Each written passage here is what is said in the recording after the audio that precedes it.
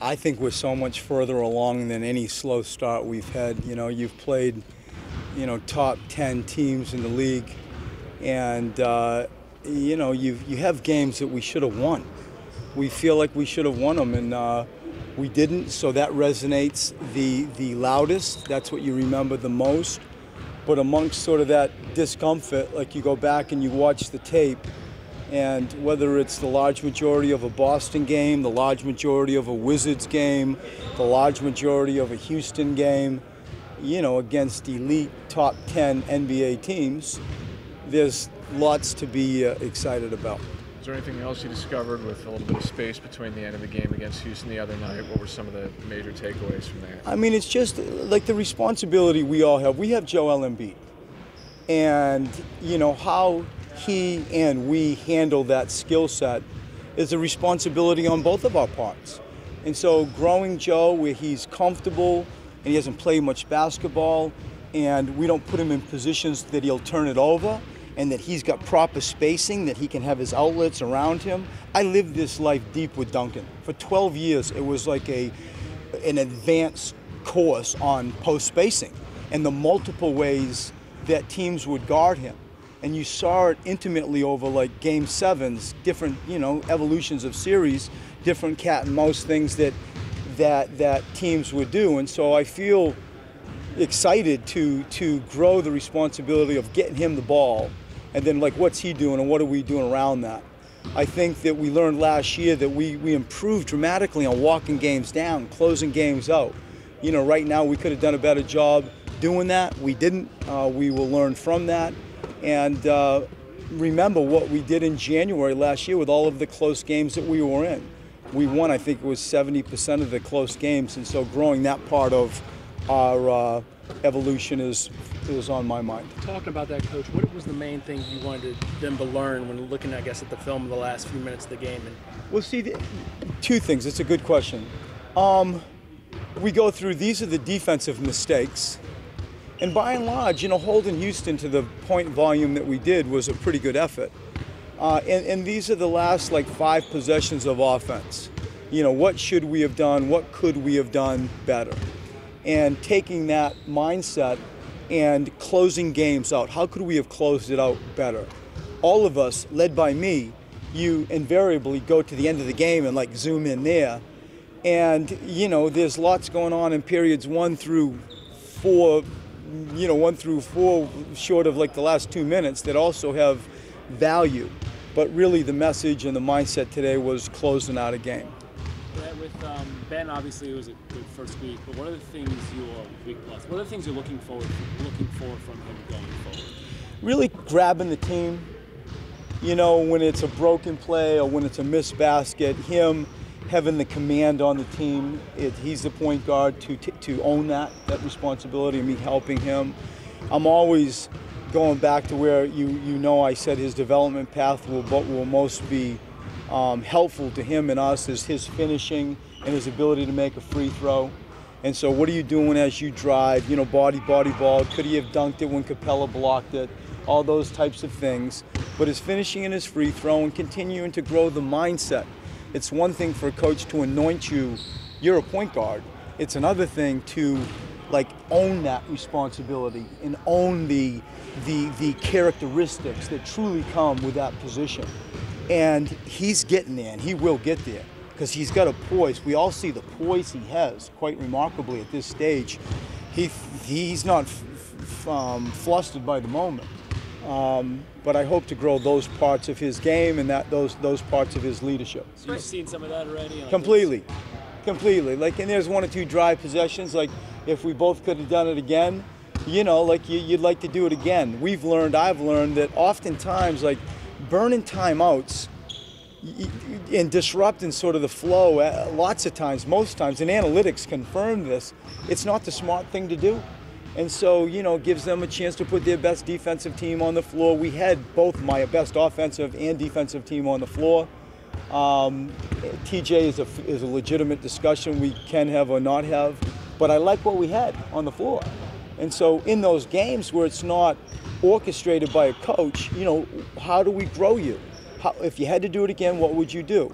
And those discussions came up, and I thought he's going to be great, and he's really damn good now. Coach, when you look at Dario, I know he was scoreless for the first time in his career the last time out. And I know you're trying to get him more involved. What's the next step from your perspective, and how is Dario dealing with the struggles at the start of the season?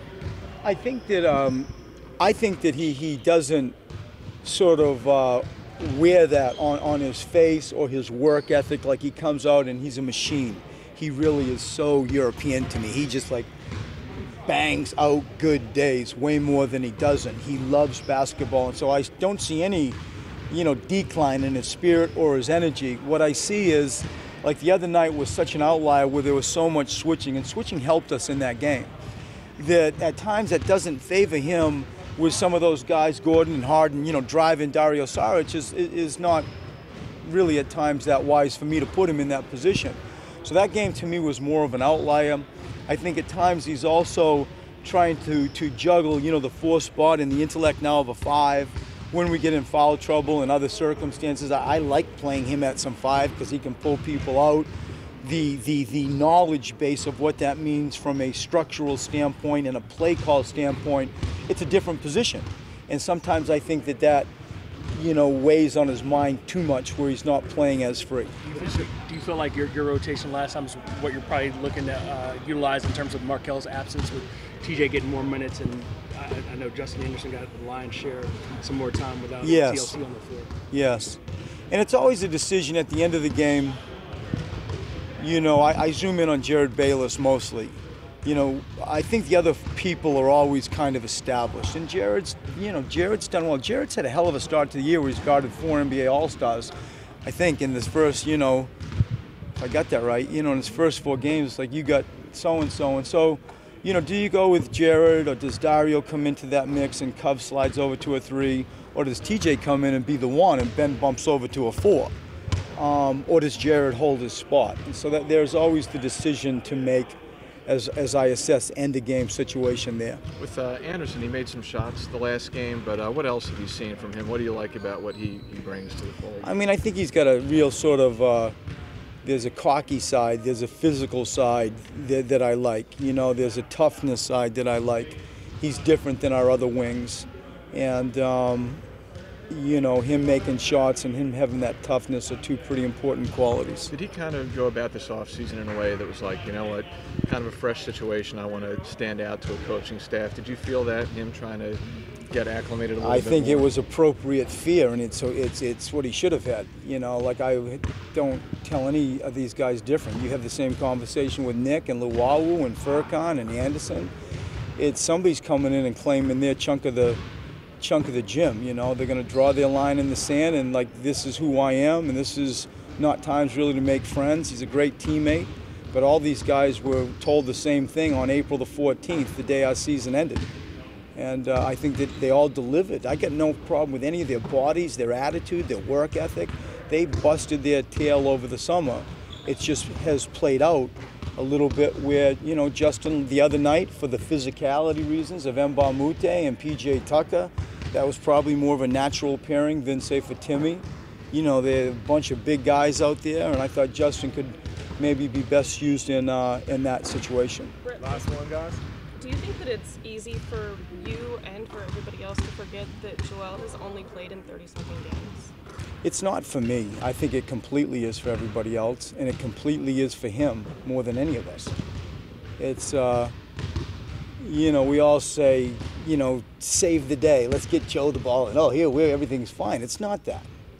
It's not that even with somebody that's played, 1,000 games. And as I keep mentioning, I feel the crash course I learned with coaching with Tim Duncan for 12 years really taught me a lot in relation to the post. And, as good as Joel is, right now his turnovers are off the chart. Everybody's coming at him. He's trying to do the right thing, and sometimes he gets sped up. Sometimes we're not as spaced as well as we need to be. It's a group thing led by me. But it's early days for everybody. It is so early days for everybody. And to, I think, Marshall's point, of somebody's point earlier, like the first part of this year, or Jack's point, it's different than in previous years. Like, we're playing some legitimate teams, and short of the Toronto game, you're in there to win games. Thank you, Coach. Thank you. Thank you. Thank you. Thank you.